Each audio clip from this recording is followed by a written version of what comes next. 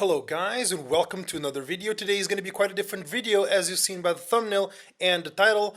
We're going to showcase my off-meta units. Basically kind of like, not really an account showcase, but I'm going to showcase the units I have and their builds, and I'm going to do a very brief explanation on what these units are used for, and hopefully you guys are gonna have fun, because if you're new to the channel, you're gonna see builds here that you've never seen before, because all my units are kind of built differently. So hopefully you have fun with it, and I'll try to keep everything very short, because I'm pretty sure I have a lot of units to go through. But also this will work as a update video on my account, because some of you may not know what I'm running nowadays, and the gear improvements and stuff like that. So without further ado, let's begin the showcase.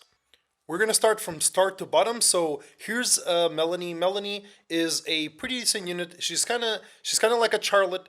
She doesn't need crit because her abilities are guaranteed to crit, and she puts slow and stigma, and she's kind of a cool unit. And my build is kind of a meme build, but it kind of works in PvP/PvE scenarios. What I mean with that is arenas, GVGs. If you bring her into optimal stuff, she can be one of those bruisers that slows down the enemy team, reduces healing, and she always crits. And because her S1 Soul Burn is a 100% chance to stun, and because her build has effectiveness and effect resistance, you can run her into a lot of stuff. And honestly, sometimes she can be a really good blue Kisei bait, and I mostly use her for that. Next unit is going to be Cecilia. For me, Cecilia is mostly a unit that I run as an immunity buffer for the rest of my team if I want to go extra aggro, but also I want to mitigate some single target damage. Every time I want to mitigate single target damage, she is the person, because she's my Aureus holder, but she's also a defense AoE imprint that goes all the way to 10%. So if you get her to SSS, you'll get 10% from self-imprint and 10% from Aureus, which means that you'll give 20% defense buff to your whole team. And she's a great unit because she puts immunity while provoking, and on her second turn, she can strip, slow, and attack down. She's also a very good unit to take into Landy for that reason, and that's it. She's a great unit for that. Next up, we have Bleeder Haste. This is the build I went for him. So basically, I just wanted to have him above 3,000 attack, and I gave him as much bulkiness as I could possibly do. And I try to reach a decent amount of effectiveness and 50% crit chance with him, because 50% crit chance is good because I'm running him on Alexis, which means that when he gets the greater attack buff and you put the bleeds on, they're gonna detonate for a lot more. And you have also a chance to gain crit chance buff, which means that he goes to 100% crit chance, and honestly it just helps out with damage a little bit. But it's actually quite a bit of a good fire tank because of the gear I have on him, but he's also a very nice unit to take Landies off stealth, because his S3 puts 3 bleeds, and then if the enemies are earth units, it detonates the bleeds and basically just takes any Landy off stealth. And he's also quite good to take into very tanky comps where the enemies don't have don't have cleansers, because Vampiric Touch heals 10%. It's a percentage heal, 10% of every time you hit someone that has the Vampiric Touch, as an enemy, right? So he's a very good sustain unit, like he's very tiny amounts of sustain, right? But he's also a very offensive unit against other green picks. So he's a very nice unit, and you guys should honestly try it out. My Karon's a little bit of a work in progress. I'm going for a F-Res Karon, but I'm missing a lot of stats, especially DPS stats, because I for some reason went for some speed boots. I don't quite see the use of having a 220 speed ER Karon. It's kind of an iffy build, so I'm not gonna really talk too much about it. But now we're going to talk about the boy himself, the great Kawerik. Kawerik is a very usable unit because he is a mage, which means that he can be a really good Dagal holder for cleave, but also my build, as you can see, is a lot slower than most. I mostly have him at 230 because sometimes if I run him with idle shears, I can boost someone up if they outspeed me, I can boost him up with idle shears, and his S2 will reset any priority unit that I need. So he strips and resets on S2, and he does AoE silence and big penetration damage on S3, and honestly, he's a boss. Like, the multipliers on his S2 are so crazy that he can one-shot anything. And right now, at 230 speed bracket, it's actually occasional, but most people are running their Rimurus slightly below that because Rimuru cuts. But if you run him solo on a team right now and you soul burn into a Rimuru, you basically disable the Rimuru's usability. And if they're not tanky enough, you're just gonna completely one-shot them. So Kawerik right now is a great pick against Rimuru, and it just completely disables the guy, and he can't do anything anymore. And then Rimuru becomes completely useless. So that's really good. On to the next one. And the next one is another meme, an unfinished meme at that. This is Immunity Rage Set Luna. Basically at 0 speed, I try to make her as tanky as possible with as much damage as possible. I kind of skimped out on her attack a bit. I say a bit, but a lot. But I tried to keep the DPS stats as high as I possibly could on this Rage set. And it kind of worked out. The thing is, she's super slow. That's why I put her on Timeless Anchor, because it doesn't really have a turn restriction, because if you run her on Crimson Seed, it only cleanses one. This one can cleanse at any time, and because she's so slow and so bulky, she has a pretty good chance that you're going to be able to cleanse off some debuffs, and when she does take her turn, and the enemy is debuffed, because I normally run her with another unit that would debuff, in this case, Ran, she basically kills one, and then at that point you already have one soul guaranteed, so you can try to kill another person that is debuffed as well, hopefully with defense breaks, so it becomes really, really easy. So she's like a really, really, very off-meta pick for some, carrots counter, some Charlottes maybe. It's very situational, but on some point when you want a slow, tanky counter to Carrot or Charlotte, that's when I run her.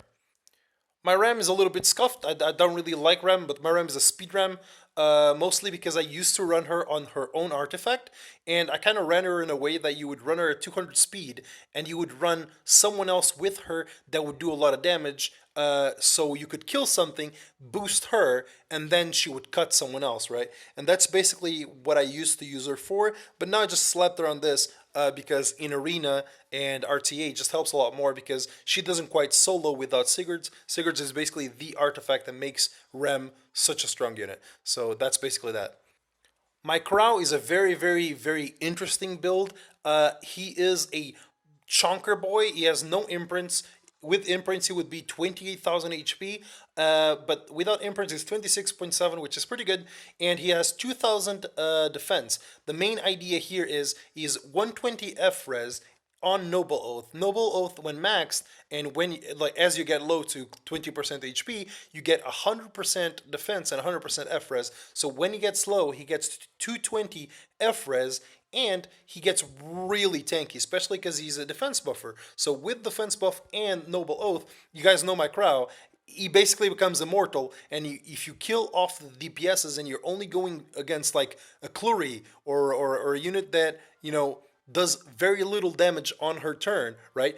They'll never kill you because they're gonna keep hitting for 200, 100 damage, right? And you'll eventually get your ultis back as long as there's no more DPSs. So basically that's it. It's kind of like a good drafting thing for when there's very low priority targets and no revives, right? There's no revives, a lot of support, and just few DPSs. You can easily run this guy, kill off the DPS, and then he will solo everything. It's pretty cool. All right, on to the next one, Tywin. This Tywin is a bit more complicated to explain, but I'll go through it. All right, so he's on Mort artifact, which means that it gives him 15% crit chance base, and when he does a non-attack skill, it gives him 2 turns of crit damage buff. So basically, this is a DPS Tywin at 244 speed and at 30, ideally 35% crit chance. 35 plus the 15, it's 50, and because he self crit chance buffs and, well, crit chance buffs someone else as well, right? He gets to 50% crit chance, and because this is a non-attack skill, he also gets the crit damage, and as you can see, he's at 300. So when he uses S2, he basically becomes 100% crit chance and 350% crit damage, and his tanky stats are still pretty good for the amount of speed that he has. So he kind of becomes this like water option of a bruiser, because his main deal is, if you run him with a mage, he can boost himself, right? Because if you guys don't know, this can be cast on himself, right? And what this will do, it will give him 80% CR, which means it's almost an extra turn, right? So if your enemies are a bit slower than you can cast this on yourself, give yourself the crit damage buff, and then go S3, which is soul burn extra turn, into an S1. So if you land any defense breaks and you go into your S1, you're gonna smack some people for a lot of damage. And again, he's still a great unit just to run, kind of like an Amelia, right? You can run him out like an Amelia, which he just exists there. He boosts somebody and he grants attack buff to someone else in CR push. So as an Amelia, it works fine, but he's a bit more of an offensive Amelia at least. Next one is Ran, and Ran and Tywin are actually quite similar units for me, because they're both bruiser. They're both, well, hopefully in the future, a 240 speed bracket, right? And this one is not, not an HP bruiser. He's an attack bruiser, but he's on RNL. And his main idea is the same. He has one utility, and then he has defense to break damage.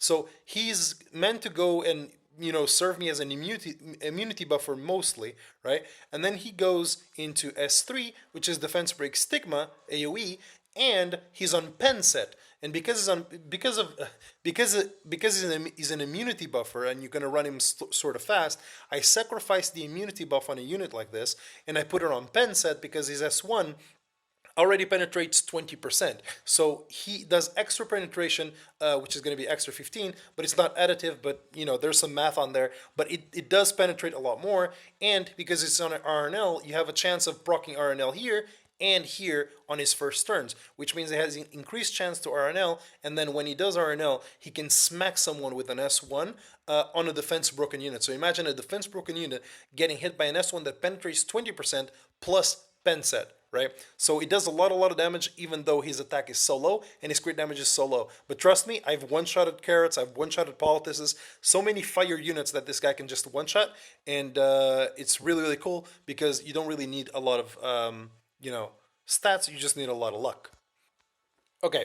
Here is Furious. Furious is currently on a PvP build, but I don't really use him very often because he was built to run with my Violet, and we'll get to the Violet in a bit. But basically, he's on some DPS stats, he's great for Wyvern, he's a great defense breaker for Wyvern, but I have mine on counter, because on counter, as a ranger, you have a couple options. You can run him on Bloodstone for sustain, or you can run him on my favorite, Andre's Crossbow. Andre's Crossbow, every time you do a single target attack, you steal souls, and people never expect that. And you can run this on any counterattack ranger in the game. And for me right now, he's just a great unit because he's a crit chance buffer, right? Extra turn into a defense break, and it soul burns for increased damage. And he's also an AoE crit chance imprint, which means that if you really have a unit that basically has, like, you could run a 300 percent crit damage, 0 crit chance unit, run with him, right? And he will make up for all the crit chance in the world because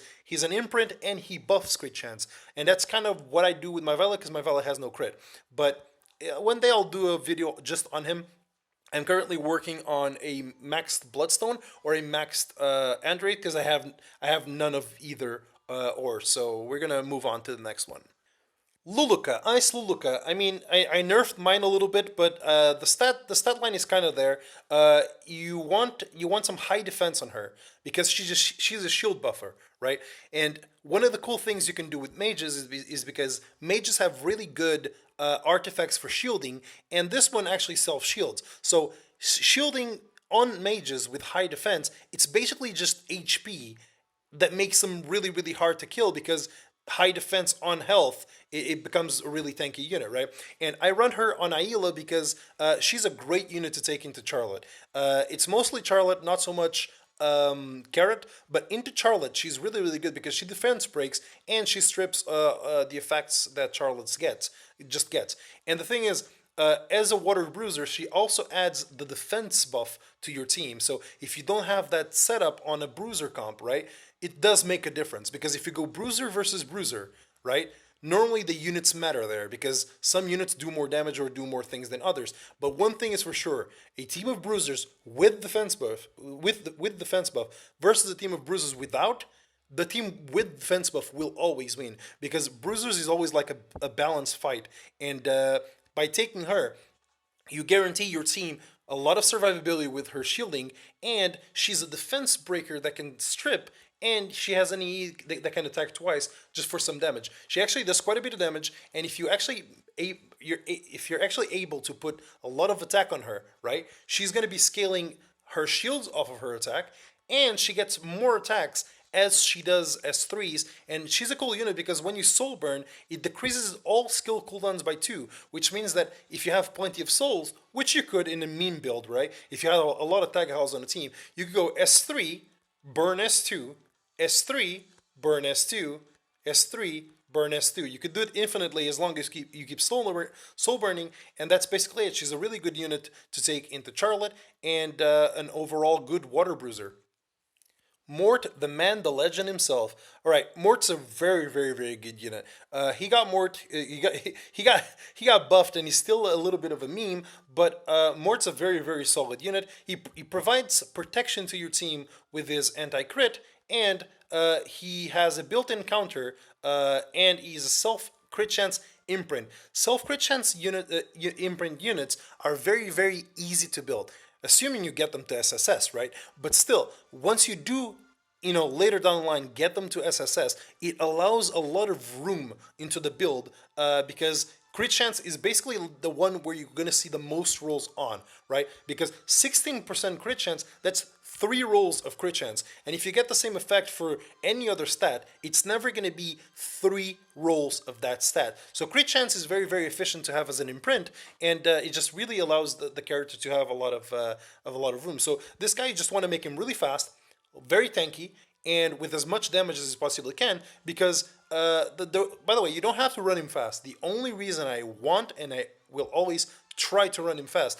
is because faster units have better benefits with speed buff, and that's the thing. He grants himself speed buff when he does his counter and he procs. So with speed buff, the faster you are, the more laps you will get, and this is important because you are a self-healing unit that gives injury to the enemy. So you want to be able to cycle through enough to keep your sustain up. Otherwise, Mort is not very strong. If you can't cycle and you can't heal yourself, he's basically just a very good bruiser earth unit, but he won't do too much. But the sustain he gets from his S3 is what makes him really, really annoying, and his random procs into defense break and into crit resist. Now for Senya. My Senya is a little bit scuffed right now. I stole a bunch of gear from her over the time, and as you can see, she even has crit chance when she's a unit that she can't even crit. But let's just skip through that and just talk about it. Senya is a very, very nice unit. I'm not sure if lifesteal would be the best call. If you want to make a really sustainy one, yes, you can go lifesteal and her EE that goes lifesteal, but I think her greater attack EE is too good. So I think the way you should run a Senya is just fast, so she can get her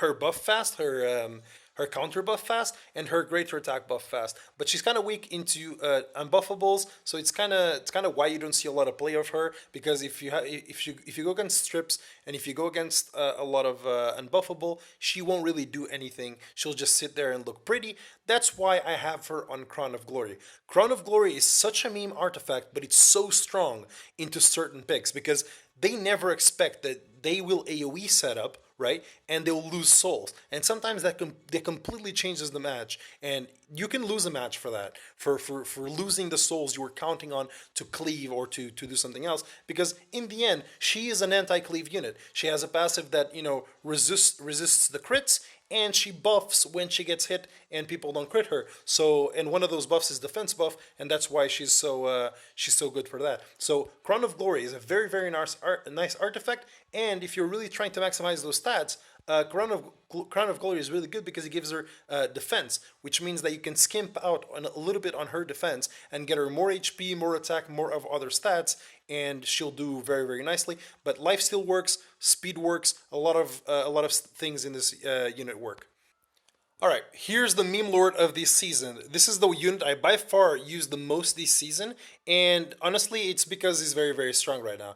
But my build is a little bit different than most people's because my build is a full tank, full attack, no crit chance, no crit damage. People sometimes think it's a really bad build, but if you watch the videos, he solos so many scenarios, and he's just really good because when you run him full attack and full tank and you disregard the crit chance and crit damage, what you're basically doing is making a great strays bait. And not only that, with high attack, you can make him scale a lot better with Violet's Talisman. And because he's so tanky, he's going to be able to get to the point where he's fully stacked. And when he's fully stacked, he's going to be 65% evasion instead of 55. And trust me, those 10% help a lot because when they hit you, they either miss or they don't, right? So, but if you're 65, they have a 35% chance to hit you, and if you're 55, they have a 45. So one is more of a coin toss, the other one is more of a 1 in 3 they'll hit you, right? So it's a lot better odds, and let's be honest,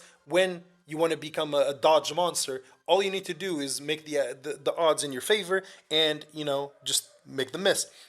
But that's it. He gains passive attack from here, and if you run an attack buffer, which you normally should on this type of build, he gets a crazy amount of attack. He also self-imprints into attack, so there's no lack of synergy there, and that's basically it. You just run him on pen set, lifesteal, and full attack, full tankiness, and he's gonna become a very nice strays bait and a very nice unit to have into Frenzy because as Frenzy goes, he becomes this huge monster that does insane amount of damage, is immortal. He heals a lot less from this, but because his apple is a percentual heal, right? He always heals a lot more from apple. So as long as you keep taking your turns, people keep missing on you, you will always keep the sustain.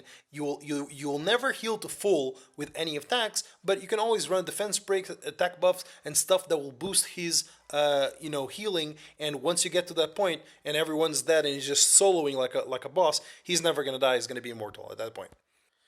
Leo, my poor Leo is a meme. I used to run him as a main stunner for Spez back in the day, and I don't really use him anymore because he doesn't really do anything. Like, he doesn't do anything by himself. But if you're looking for a stunner, he's one of the best in my opinion because not only is he a ranger and he can carry sachetons, which is really huge when you're trying to cycle out and do stuff with stunners, right? And not only that, this guy's an amazing unit for Banshee, and as a DPS he's also quite good. But honestly, as a debuffer he's much better because he's AoE stun and slow. Just really cripple the enemy because it's everything you want. You want them stunned, you want them slowed, so you can cycle through and you can do a lot of things. So he covers a lot of roles. He covers the Sashetan's role, the slow role, and the stunner role. So as long as you provide him with proper stripping, he's an amazing control unit. Pavel kind of falls into the, hey, I am a speed unit, but native builds me like a DPS. That's it.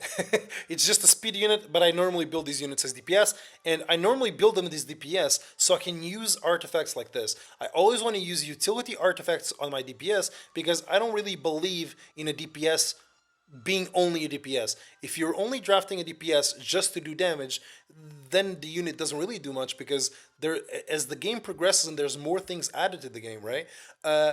You cannot just have a unit that just does damage, because if it only does damage, you really don't do much. But honestly, other than that, he's a great unit to take into counter matchups and into RAM and stuff like that, and he ignores damage sharing effects. So he's a really good unit, and even though he's amazing as a speed unit, as a DPS unit, when he does like really insane amount of damage, he's also a very great unit. And as long as you can give him the setup of CR and whatnot, he will carry your team, no problem. On to the next one, which is Basar. My Basar is a little bit of a meme build. I try to go for some F-res, alright? The main idea here is you want to be able to dodge some provokes from units that don't really build effectiveness. And that's kind of the only thing you run him into, because even if he does get debuffed by those really, priority effectiveness units, right? His S1 has a pretty hefty chance of transferring debuffs, and once normally those units take their turn, there's no more immunity. So when you take yours, you can always pass them on. And normally I talk about this for like AOL. If you go against an AOL, you can pass over the silence and sometimes apply a random debuff like a defense break or an attack down or something like that. And he's a great unit. And the thing is, if you run him tanky, like in this build, he is just really, really good to take into anything, because let's be honest, what he's good about is just he's an amazing stripper and he blocks buffs. So he's an amazing unit to take into Carbon, for example, and if you run him slow, it doesn't matter if he goes before, it doesn't matter if he goes after, he will always take the debuffs and control. And that's the thing, that's all what he does, and then he debuffs further on, but most people will use him for that regard. And honestly, I think an effectiveness F-res build is actually quite viable for him, as long as you can keep up the stat line for him to work, right? And mind you, this build is actually like mostly unreforged. If you reforge this, he becomes tankier, he gets more effectiveness. It's just a really nice unit and a really nice build that you should try out. Moving on to the Ludwig, we run a counter Ludwig right now. This counter Ludwig makes me sad for two reasons. Low crit chance, because he self-imprints it to crit chance. When he's full SSS, he's gonna be at 100. But my biggest issue right now is this ring. This ring kills me. He is one of the highest, if not the highest, base attack unit in the game, and you really don't want to run any flat on him, right? And he's also a mage, which means you also don't want any flat defense on him. So this ring needs to go as soon as possible, but right now I'm kind of struggling on getting him a better ring. But either way, he's an amazing unit because he penetrates. If he gets invincible, he penetrates 30% without, and 20% additional when he has the invincible buff, which means that he penetrates 50% on an AoE on the highest attack unit in the game, and then he gets a massive shield when he crits, and that shield is really good because remember when I told you about mages? If you run mages on high defense, look at this, high defense, no HP, when he gets that shield, I have survived Violet S3s with this man. It's really crazy. The bigger the shield and the higher the defense, it means you're not going to die with your mage. And that's the thing. He has a lot of self-protection. He gets one from here, and then he has this S1, which does, this S2 that does an insane amount of damage, right? And he gets invincible. So he just self-protects a lot. And because he's on counter, he has the utility of doing S1s that self-CR push him and have a 75% chance to steal the buff. So it's kind of a meme. Like every time he counters, it's kind of meme, right? But again, kind of like Kawerik, he fits a role. This one is a bit more of a role of a cleaver and as a Tag Hell holder, so you can run him, with other units or just to burn on himself. But his burn is quite cheap, and because he's quite slow, you don't really need Tag Hell for him to burn, because all you need is like two or three units. Yeah, 3 units to take their normal turn. You got 1 soul and he burns, and there's no problems with that. Ray, we don't have really anything too cool about Ray. Ray's very, very, very nice F-res unit. I would always advise to run him on Shamadra because he doesn't really awaken into F-res, but his fault is he's not very tanky, and that's most of people's problems. But honestly, as a healer, he does a bunch because he has a little bit of a different thing. Most healers do healing scaling off their own HP. This one doesn't. This one does healing scaling off of the allies' HP, which means that if you run a really tanky comp, he becomes a massive healer, and he massive heals on S3 and on S2, and he cleanses on S1. So if you possibly have the gear quality, you could run this man on counter, and he would be an amazing amazing debuff unit. The thing is, he requires a lot of good stats. You really need to pump like your best Soul Weaver counter gear on this guy to make him like really good. I think 200 speed is fine for him. It depends on your units, right? Because if your units all go before 200, you want to run him like at least 10 speed or 20 speed above that. So between 200 and 220 speed, that's what you'd run him, and he's really easy to build into FRES because again, Soul Weaver can take Shimadra and well, he just cleanses everything, heals, puts immunity. He's just a really good unit. Here we go, Tank Spez. He's not as tanky as he used to be because he used to be running RNL, but I stole his RNL and I gave it to Ren, as I've shown you before. But basically, this man is kind of a god tier stun abuser, and that's basically it. He's just really good in Arena, really good in GVG if you take him into the right matchups, and because he's so tanky, you don't need too much DPS on him. Like his damage is completely correct. Even on these stats, he does about 30,000 damage on a unit through mitigation. Without mitigation, close to 40k damage on this man. Like he just does insane amount of damage on stun units because he fully penetrates, and that's basically it. He's also a very good AoE stunner, and there's not much to say about Spez. Spez is a very solid unit. It's just unfortunate that you can't really run him in RTA because in RTA, he doesn't have a way to deal with immunity. He doesn't have a way to grant himself extra turns other than RNL. So when he does S2, he's not very self-sustainable, right?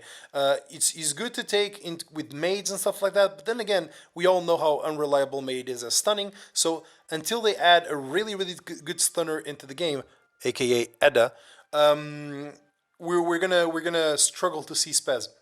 But I'm sure, I am so sure that when meta units that have stun rise above because of the rest of their kits, for example, like Edda right now is an amazing control unit, right? And she doesn't really need the stuns for Spez. She uses them to control the team. That it's part of her role. If she becomes meta, I'm seeing Spez coming out because the moment she can get support, right, without him being, the focus, because the main problem in RTA is that if you try to run this guy with a lot of setup, they ban him or they ban the setup because they clearly see what you're trying to do. You're trying to Spez cleave. But if you're running a normal comp and you run him last and your other units do their job but they're naturally stun, then it changes things because then it just becomes a really good unit to ban, and if you don't ban him, you're screwed, right? So we kind of need to wait a little bit for a shift or some units that have more stuns because let's be honest, they never really add too many units that actually do stun. So hopefully they'll do that more in the future so we can see a bit more Spez. Aramintha, she's basically Spez's best friend. I try to run mine as a bruiser, again, just to take as much damage as this one's not so much of a bruiser. I really went for tank. Like, I didn't go for any damage. I don't really want her to do any damage. I just want her to stun. I want her to, do her thing, but I want her to survive. So this is kind of like a turn 2 Silverblade Aramintha, not really a burn damage type of Aramintha. Just one to stun, take turns, cycle a lot, and just, do things. And then there's Blingo, most likely the unit you know me for. Blingo is just an amazing, crazy... Blingo for me is the one unit in this game I don't understand why isn't meta. This character is so strong, and the only thing that you can say about him is that he's hard to build. Yes, but the more you invest into him, the more he does, the more he heals, the more he protects, the more he's crazy. This is one of the most insane units in the game by far, and people don't build him because, well, he has a lot of gear requirements and people, don't see it. But I can tell you, I've been using Blingo for too much time, and I use it everywhere. I can even draft him into a bruiser comp, and people don't focus him and they instantly die. It's crazy. He's on my Guild War defense. He's getting the Guild War defense wins. This is like the unit that makes me the most confused in this game. Everyone should build Blingo. Blingo is crazily good, and you just have to invest. But even if you invest your best gear on him, he will carry like the best unit on your account. Because right now, my Blingo has my best gear, and by far, he carries everything. So that's it. I'm not going to expand too much on that. DJ Basar. My DJ Basar is a little bit different. He is high attack on Idle Shear.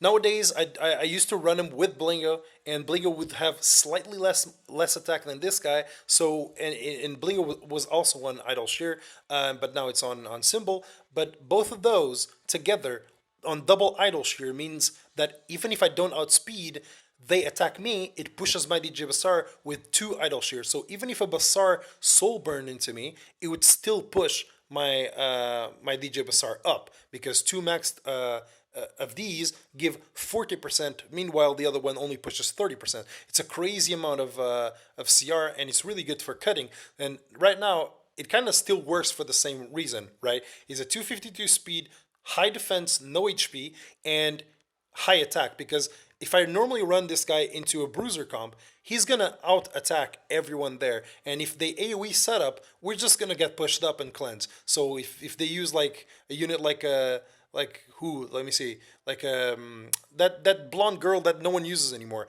ML Flitica. Yeah, I forgot her name. Yes, Flitica. He's pretty good into Flitica because Flitica does AOE. He pushes himself. He cuts, and then she doesn't do anything anymore. So he's kind of like a cut CR pusher with this type of build, and because of his attack, he actually does quite a bit of damage. That's why I try to put him on 50% crit chance, because when he does hit, he can kill an RB with 2 S1s.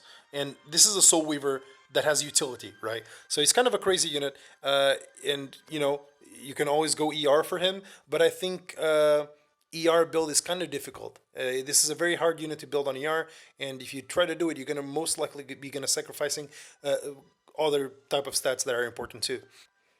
Dilibet. Dilibet is a great unit. I know I'm saying all these units are great, but Dilibet is very simple. Amazing cleanser.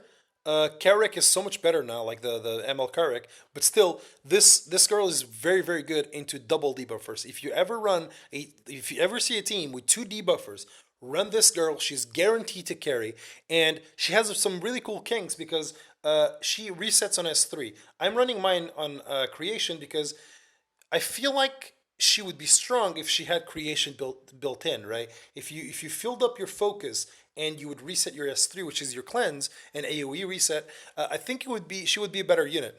But I think could also be broken. So I don't know. I don't know about that, but still, I think she's a great unit. And as I said, crit chance imprinters. These units allow you to have so much more room for building. And honestly, I should have better tanky stats on mine, but I just had a lot of crit damage rolling gear, so I just run mine a little bit more on the crit damage side. But either way, she does her job, she does fine, and she's quite a bit of a tank, because defense skilling units always tank really well. ML Kawazu. ML Kawazu, there's only one word to say: snipe. They take AoE, you snipe something. That's basically it. This build is not the build most people will go for, but this build is just speed attack, right? When you go full speed, full attack, and effectiveness, no crit chance, no crit damage, you're bound to get some HP as well. And honestly, you just want to hit that spot where a DPS that outspeeds you doesn't one-shot you. For example, a Gab RB leaves me at 1 HP, right? But then he heals, and he's healing scales off of his own attack, which means he does like a 6k heal, and then he's just basically fine at that point. So basically, you want to run him into any AoE. He's very nice into those annoying AoEs right now. For example, the Ram AoEs and the Bellion AoEs. So sometimes you can run him and then run like a Closer Charles or anyone that would AoE, and then you actually want them to trigger those AoEs, and then when they trigger the AoEs, it triggers his passive. He pushes up, gets Vigor, and once he gets Vigor, he does not miss with his S3. He basically puts two turn burns and he detonates them, and he does like 20k damage, especially because Vigor also gives 30% attack and defense, so he becomes really tanky. But yeah, most people, like this is the ideal unit that you would love to run on a counter build, but I think counter build is very complicated, because at 5k attack, my guy barely kills. And honestly, it's mostly because I have these horrible boots on him. Legit, like one of the worst boots I've ever had, but I never really got any better boots than these. But once I get like a really fat attack percentage one, then maybe I won't struggle as much. But this character is an amazing sniper. Like the moment you, and the thing is, there's a lot of units that are quite annoying because like of buffs, like in unbuffable. Elena, for example. A lot of people don't know how to deal with Elena. This guy eats Elenas because if you go against an Elena, you push the Elena, her S3 does an AoE attack that triggers him. And then you just go on anyone. You just pick someone that is invincible, and because his damage comes from the detonation, he doesn't actually need to do damage with S3. But one thing you also need to know that honestly, I wish it was a bug, but it's basically how the game works. Every unit that you have to trigger things from, right? But let's imagine a Closer Charles. Closer Charles gets triggered when someone does, over 70% of someone's HP, right? If you have an ally, an enemy that goes to 30% HP, he triggers the thing. One thing, and one warning mostly, Kawazu won't trigger these things because his damage comes from detonation. It doesn't actually count as a skill. And this is actually quite useful because back in the day, I thought I was going to run him on the warrior artifact. I don't even know if it's a warrior artifact or not, but I think it is. Oh, yeah, Flower Shower. I wanted to run this artifact on him because it would make the effectiveness, better, and it would make him a self-attack buffer once you kill with S3, and it would be amazing for a counter build. But this type of artifact will not proc because detonation and like bleed detonation, burn detonation doesn't count as a kill, right? So basically, any artifact or anything that procs off of a kill, he won't proc off of because apparently detonation doesn't count as his kill. Just counts as, detonating, bleeds. But he's a great unit and he's here to stay.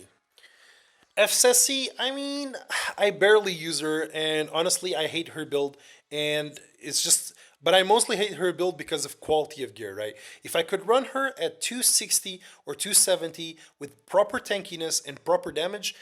Counter, DPS, FCC has a spot in the game. Her multipliers are very, very nice. She has very, very good bruiser multipliers. And if you run her as a DPS, she's great. And on counter, she's extra great because she does extra damage, and you have a slot on your artifact for something with the utility, right? Either for cutting, either for protection, but it frees up an artifact slot, and night artifacts are very, very nice in the game. So basically a mitigation unit that would do damage, but my build is really bad because the gear quality is quite bad. RB is kind of one of the projects I'm going to go for next. I want to do a 0 speed, full DPS. Like what I mean full DPS is like as much damage as you can fit into a unit. This is what I want, okay? I want a 5000 HP RB with 100% crit chance and 350 crit damage, 0 speed, 0 tank. I just want to be able to run this guy into, cleavers that didn't prepare their team very well, and they didn't think about RB, right? And I just want to be able to pick him into anti-cleave and know for sure that when he dies, he will kill. And one of the things that I want to do with him is I want to run him on Shepherd of the Hollow. Shepherd of the Hollow seems like a very bad pick for him, but when he revives, he doesn't revive with full HP unless you Molagora. And I have no intentions of Molagoraing my RB because I actually want to run him with that artifact so he can have some evasion, and he won't rely on attack buff to do damage. And he's gonna have 30% of that bonus artifact. It's not great, but the fact that he can be slow and have evasion means that there's a very slight chance that he does actually take a turn on his, before he dies. And if he takes 2 turns, it's basically GG because I'm going for as much damage as possible. It's a very weird build, but it's also very situational because there's some PvP scenarios where I really want him to have as much DPS as possible so he can kill everything and always reset his passive, and he can AoE every single turn. And honestly, that's basically why I want to run him, because in PvE I could run him with Charles, and Charles will attack buff and CR push him, and he will just destroy everything.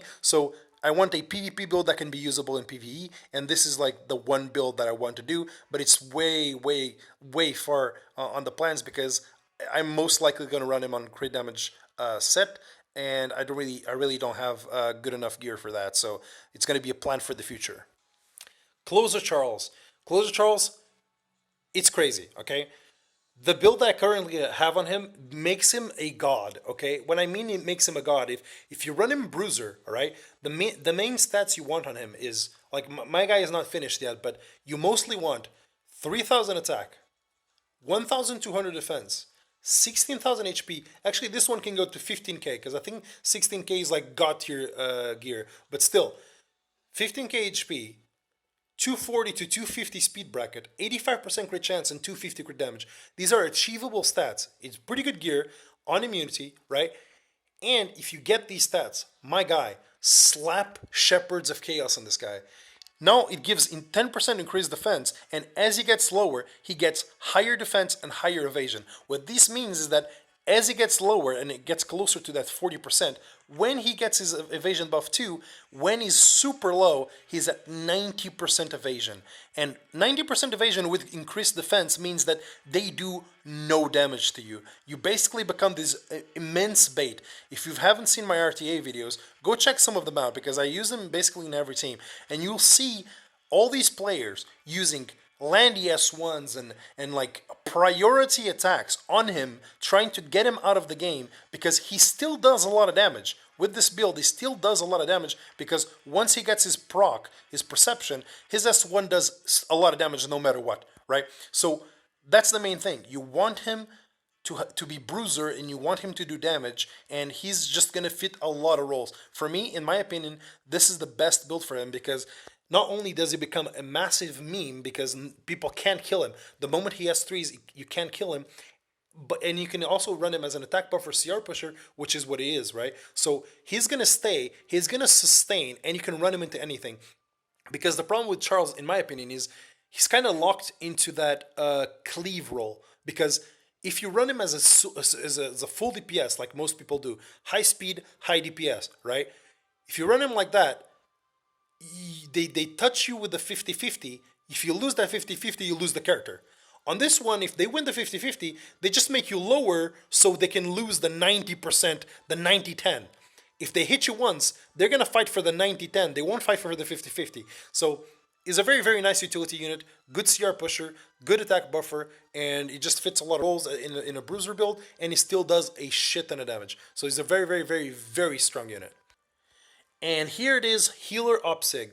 Healer OPseg is just what the name says. She's on Dux Noxus, she's made to survive, and she's basically just going to stack this attack all the way up, and she's going to become a bruiser. See, she still does a lot of damage because her damage comes from her condition of shielding, right? So you can run her into any shielder, but the thing is, if you run her full DPS, you can only run her into Fsesi, right? Because any other DPS that has shields, it won't benefit you, right? But this one, because it's bruiser and he has her own means of sustain, because if you don't know, the reason I have her on Dux and all these like meme build is because she self-imprints to attack, which is pretty good, but that's not the point. She actually heals the lowest HP target and it's a heal proportional to her own attack, which is a very odd thing. So if you run her bruiser with high attack, she does quite a bit of healing, and as a counter, she removes skill nullifiers. She does a lot of stuff like that, and she still does a shit ton of damage to shielded units because it's her condition. She penetrates 100%, and it always does great damage. So if you can run her, like the build is quite hard, but if you can run her on high speed, high bulkiness, high attack, you can sacrifice crit damage like completely and effectiveness. So this is like one of those sacrifice builds. You sacrifice crit damage, you sacrifice effectiveness just so you can have a unit that responds to different environments, right? So you can run this not only into Fsesi and she will still perform because she's a good attack buffer, good stripper, and she still does a shit ton of damage, but with the addition of her becoming a minor healer on your team, that still does a lot of damage even when healing. Harado, I don't have much to say about Harado. He's a mage, he holds Tagahels, he strips and he pushbacks. That's it, just a pushback stripper. There's nothing fancy about him. He reduces healing, but because you normally lock him into this type of build, you don't really make too much use of that passive anyway, unless you're going against, I don't know, someone that heals a lot in an aggressive type of way, but it's very odd. Most of the time, you really just use him for the strip and the possibility of soul burning into a 50-50 silence. That's kind of what makes him versatile, because even sometimes if you run a counter to him, if you burn strip and silence, that counter gets disabled and he doesn't get punished for it. So it's just a very, very solid unit. Okay, here it is. TML, again, a speed unit that is ran on attack. But this one is a little bit different because I want to run her very, very slow. And honestly, I have to say I've been skimping on her defense. Mostly because this unit's kind of hard to build for what I want, right? What I want is a unit that can do a lot of damage, right? I still haven't put her on pen set, but it's something for the future because she's not on immunity.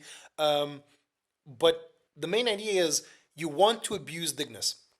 Dignus is a very, very good artifact for her. It's basically ideal because it makes her stealth that she grants herself on S3 last for so much longer. And as I said, if you run high defense on her, that shield that scales off of her attack and the stealth means that she's never coming out of stealth. And when she does kill someone with S3, it resets by her skill by I can't English. It resets her skill by 1, which means that she can go S2, S3, S1, S2, S3, S1, S2, S3, S1, as long as she keeps killing things. And she will survive because she has like great defense, great shielding with Dignus, and that's it. The more attack you have, the bigger the shield you get from Dignus. So one day, hopefully, I get a little bit better gear on her because I just realized she's on full purples. These are not bad purple pieces of gear, but I'm pretty sure these are not optimal pieces of gear either. So one day I'll have to rebuild her. But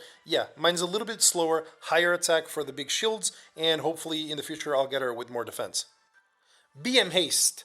I am proud to say that I was the first BM Haste to be summoned on Global and the first one to be 6-starred. He was my PD. He looked really cool. You guys know I already have Fire Haste. I always liked Fire Haste. So when I heard of an ML1 coming out, and especially because people were saying he was going to be pretty bad back in the day, and turns out he's not bad at all. He's a very good counter pick now that Maid is OP, but without Maid being OP, when Revive wasn't as popular as before, he wasn't as good, but right now he's an amazing counter to Maid, and that's all that matters. So, but I built mine on speed and tankiness. This guy has pretty low base attack, base HP. That's why he's really, really fast here. He's really fast, high HP, and he does a lot of damage. This guy can 1-to-1 counter Avildrids because the Avildrid can kill him, but you can kill the Avildrid in one shot because of Portrait, because it just boosts your damage. So basically, mine is built as a sniper. He does close to 12k damage on light units, and he does close to 10k damage on any other type of unit. So most RBs just get completely obliterated for him 1-to-1, and he's a great healer as well because he's heal skills off of his own HP.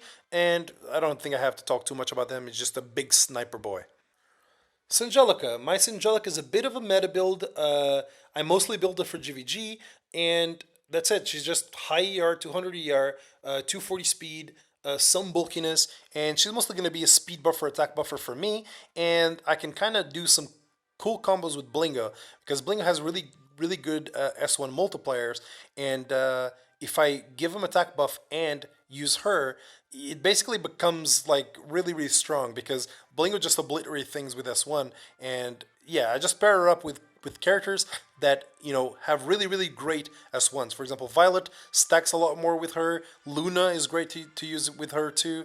Like there's a lot of units that you can run with Angelica that just get boosted, and honestly, she's a very, very fun unit. And even against like the other Angelica, AOL, if you actually are able to keep a good F-res on her, or just get lucky and get a wondrous cleanse on herself on the silence, but a lot of the times you actually resist.